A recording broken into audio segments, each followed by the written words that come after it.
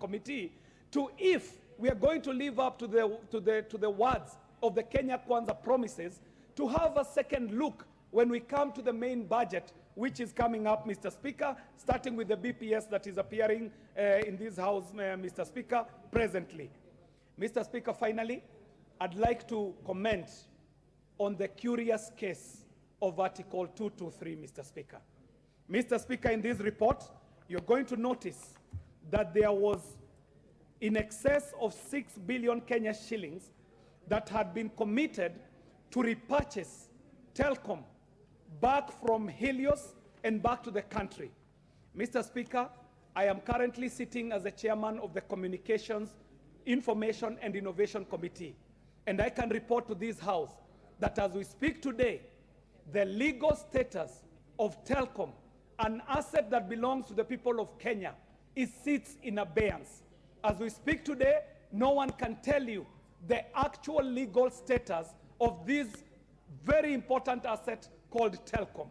Mr. Speaker, in the dying minutes of the last administration, there had been a change of ownership that was extremely curious because it was happening between 4 days to the election and around 10 days after the election.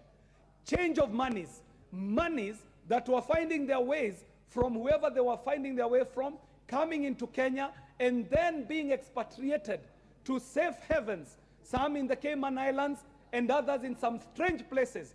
But ultimately, I do believe that a forensic audit will be able to lift the veil so that we can see who is this who was receiving these monies at this very curious time when Kenya was in between transition.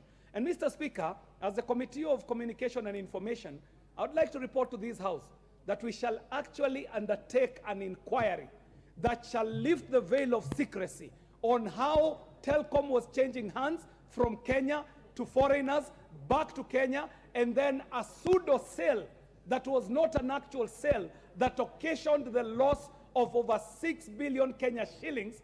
And to make it worse, these monies were being paid under the provisions of Article 223, Mr. Speaker, something that is unexplainable, Mr. Speaker. So when we do start out on this inquiry, I would like to ask the members to contribute any information they have, because it will be helpful in us unveiling and lifting the veil on this very curious transaction. Thank you very much, Mr. Speaker. And I do support... The Honourable Member of Parliament for Mashako.